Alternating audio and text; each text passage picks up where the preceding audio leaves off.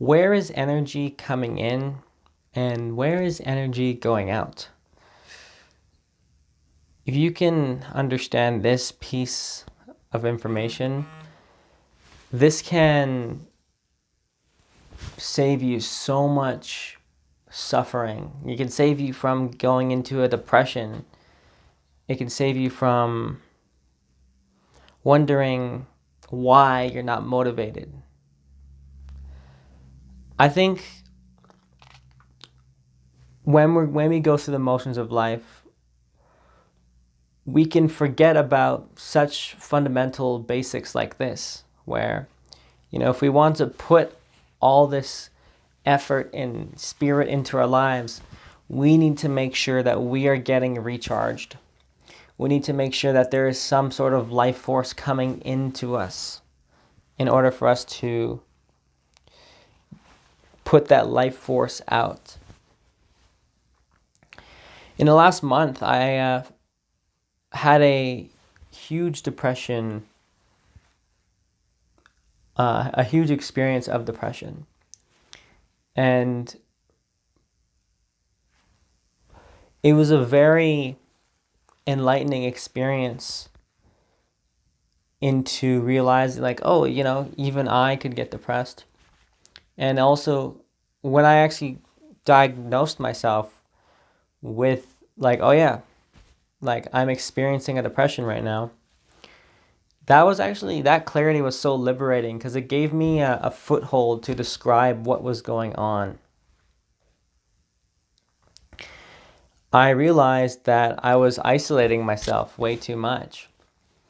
I realized that I was working on things that didn't fill me up. I realized that I wasn't introducing any new experiences that created movement in my mind.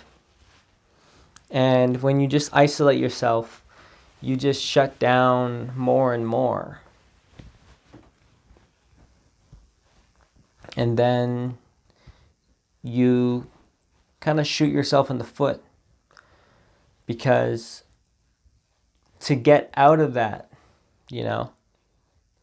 it takes a process of baby steps, and it can be so difficult to open your mind to making things different.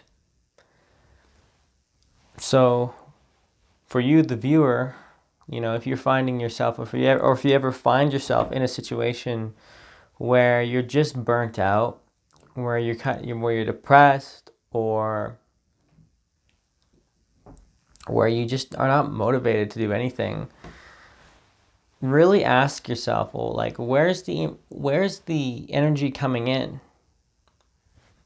And how is energy leaving my body? And I don't just specifically mean with sleep and nutrition and whatnot. But I realize we have certain things that we must connect to. We have certain things we must connect to feed our muse, to feed our inspiration to live yet another day. And it's kind of funny how a job, for example,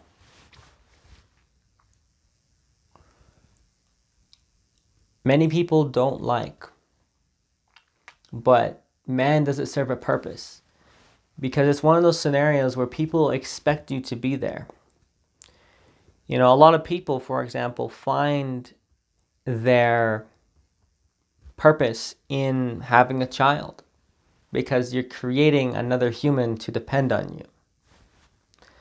Or, going to having a job, you're creating a group of humans that need you to show up. And something that's really created a lot of clarity for me has been a very holistic approach, just kind of looking at, okay, where is Christian getting his needs met? Sorry about that. Where is Christian getting his needs met? And I look at Abraham Maslow's hierarchy of needs. And you can look that up, right? The Maslow's hierarchy of needs, and do an assessment for yourself. Like how are you meeting your physiological needs? Are you giving yourself enough protein and fats, and carbohydrates? Are you feeding yourself right? Are you making sure your body is sleeping regularly, or are you sleeping at random times? One of the best ways to mess up your mood is to not sleep regularly. Like if you really want to ground yourself, then ground your body in the rhythms of waking up and sleeping at appropriate times and giving yourself enough sleep. And then there's feeding your body at specific times.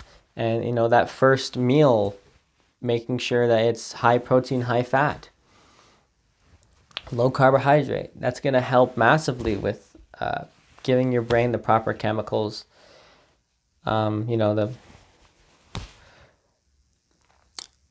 to help you,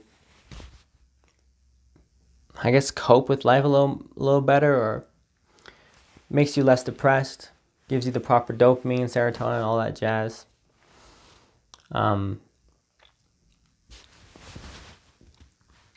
Exercise as well, right? If you're not exercising your body, right? If your body isn't well, then your mind is not going to be well at all. And that's just the physiological needs, right? And then there's the safety needs. Like think about how safe do you feel right now with your life? And that could mean literally having a house and making sure you're not going to die from the elements, or you live in a ghetto or whatever, right? Like where you fear, or even like an abusive household where you fear are you going to get beaten today or whatever? How safe do you feel? And even further than that, like financially, do you have a job? Do you have a sustainable amount of income? Are you able to, are you just living check to check, right? These are the safety needs. And then there's the love and belonging needs, right? Like, do you have a loving relationship with your parents, or, with your friends? Do you have a significant other? Do you have a group of people that you say you can belong to?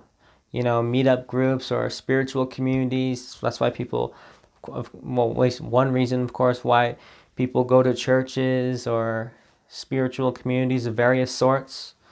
Where are you finding your community, your people? And then there's esteem needs. And this one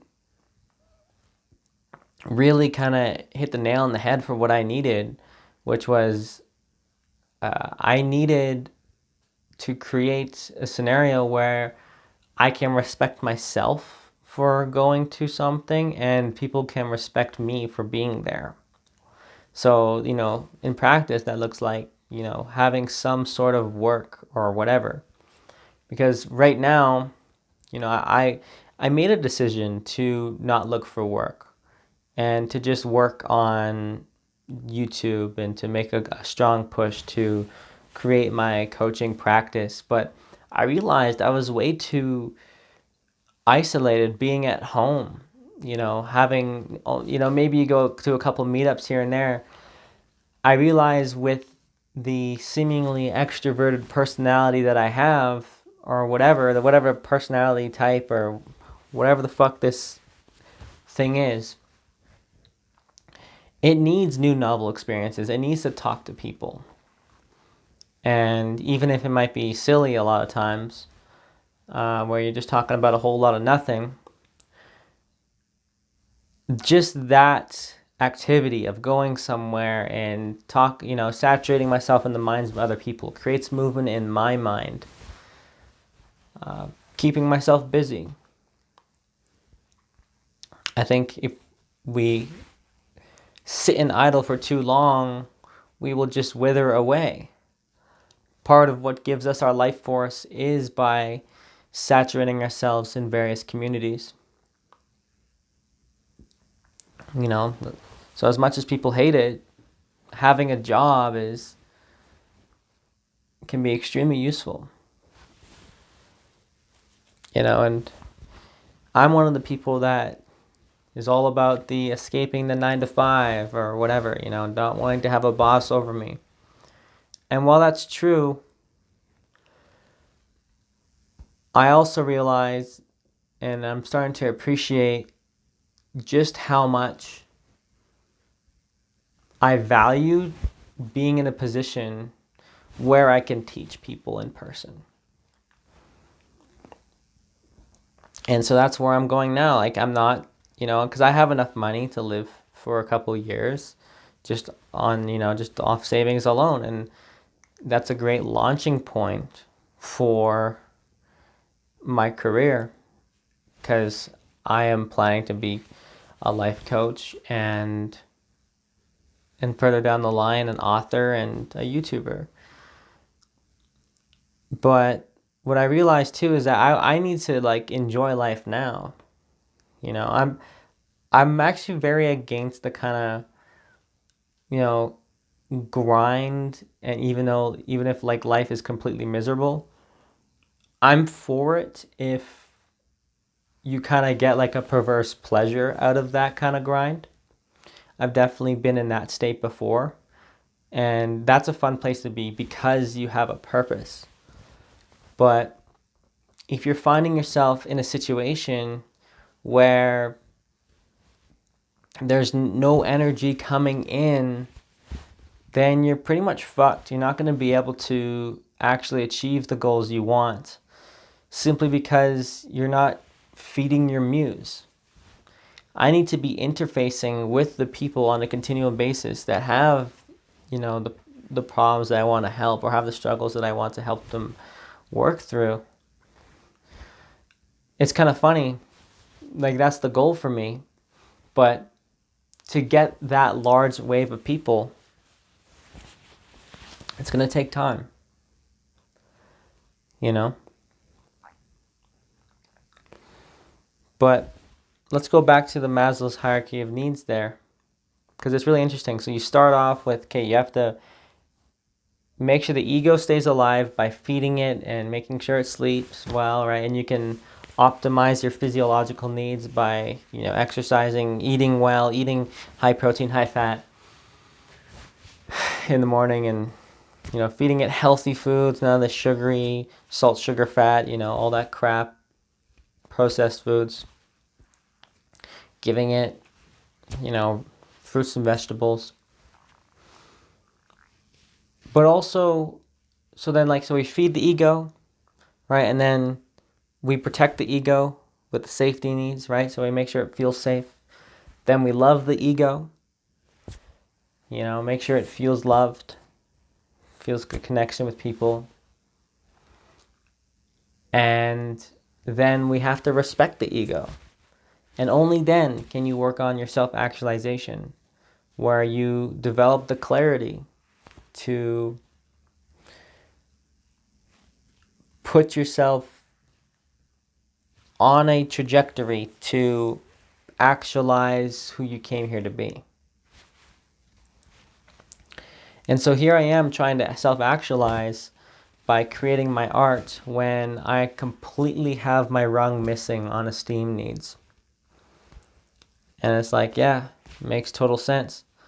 And maybe also too, like, I just have a very small battery for certain things. Like this is fine, but in general, like, I fucking hate filming.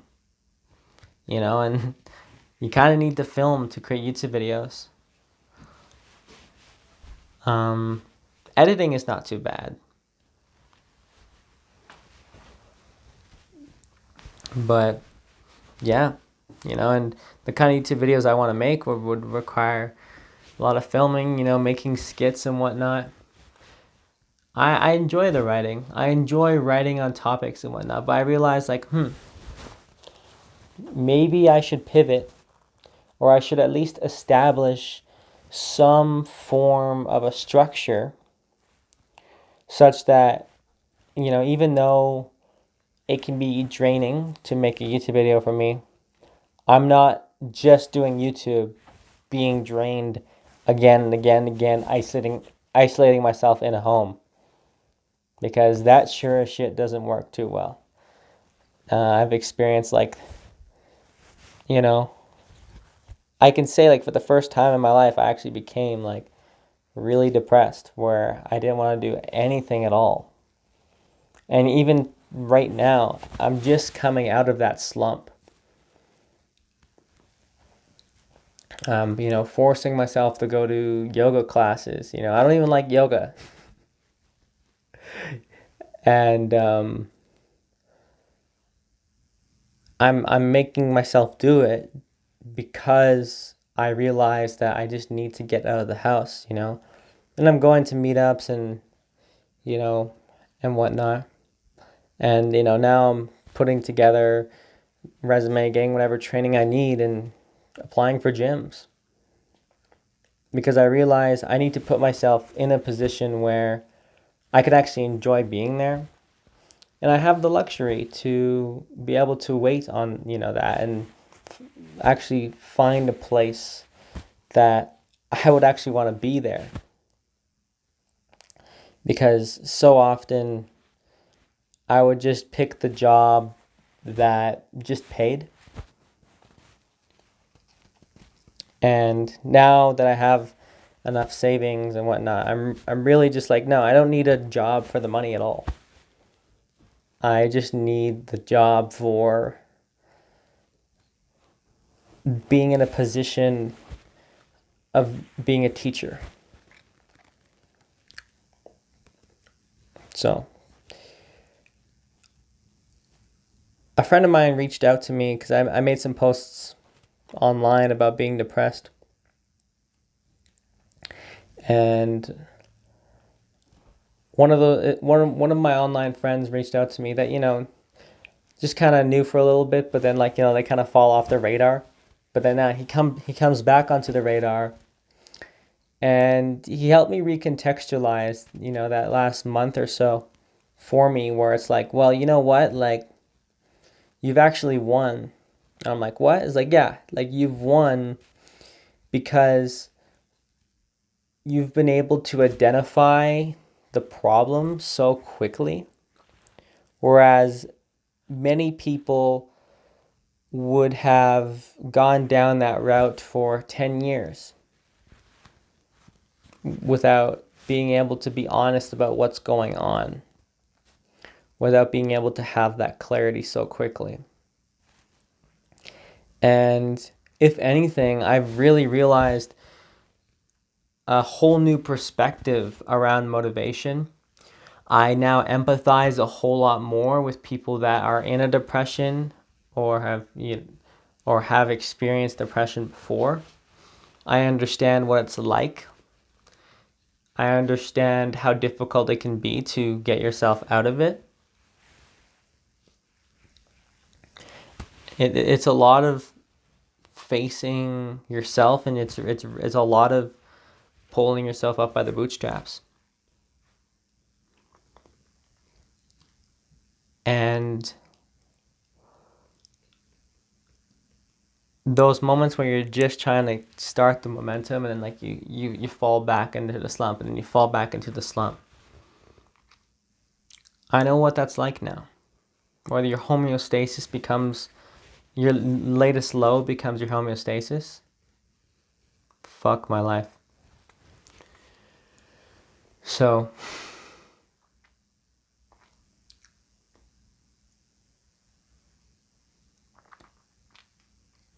it's become more clear than ever for me now that the best life is a life that's designed in such a way that you're getting the most life force.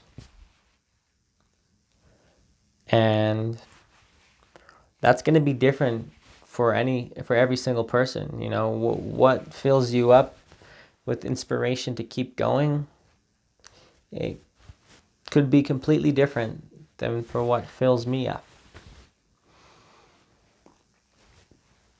But to be able to understand what those things are is so powerful, because then you can intentionally design a life that fits you like a glove, and then you make sure that you have these inputs designed into your life such that you're never worrying about burnout, you're never worrying about running out of juice, because you're always filling up the tank. So find what that is for you. For me, I realize I love writing. I can get quite filled up by writing something. Like, I can even take one of these practice routines I do here and I can turn it into a blog post. I do enjoy these speaking routines. I also enjoy exposing myself to new novel experiences. I love finding ways to challenge my mind, to put myself in situations that might be uncomfortable, but that can grow me in a positive way. I love exposing myself to new adventures. I'm even considering doing certain forms of travel where it's not for fun really, it's for new experiences, where maybe I'm doing charity work across the world, or maybe I'm getting some specific training in a different country. Or maybe I'm challenging myself to live in a different city for 3 months or half a year or whatever. Because I realized I don't have enough challenge in my life. And I realized that I actually really value challenge. I think if there's no challenge to rise up to, life kind of loses its meaning. And that can happen when we get too comfortable. And we have to challenge ourselves sometimes precisely because it is unnecessary. But as I see it today, it is completely necessary if you want to live a passionate life.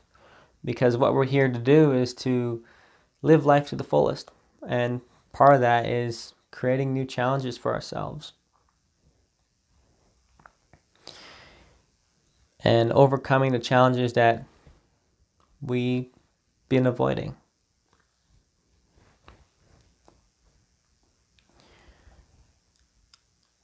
And to finish, there's another model I want to point out with the other than Maslow's hierarchy of needs,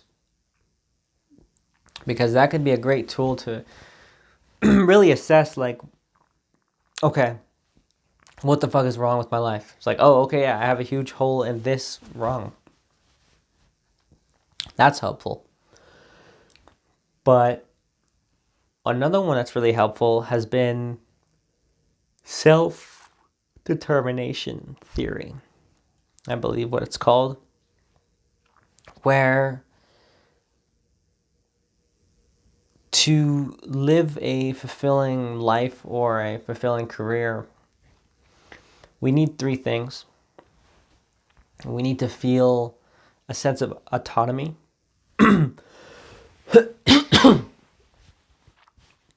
We need to feel a sense of competency. And most importantly, we need to feel a sense of belonging. And that made so much sense for me. We massively underestimate how much of a social creature we are. And how social of a creature we are, we massively have taken for granted. And as a result, we forget to make that intentional. And then we find ourselves in situations where we are conveniently isolating ourselves because the luxury of technology has allowed for that to happen. And you're seeing people more lonely than ever. People not knowing how to socialize. It's the double-edged sword of living in such an affluent, society, such a technologically advanced society relative to 1,000 years ago. We have it so good that we've forgotten just how important it is to connect with others. And then we wonder why we're so drained when we have not created a scenario where people need us, where we are interfacing with people and we're not connected with any group or tribe. So, if anything, let this be a reminder that we get filled up from people more than we let on, even if we're an introvert. So, with that, thanks for watching, and I'll see you in the next one.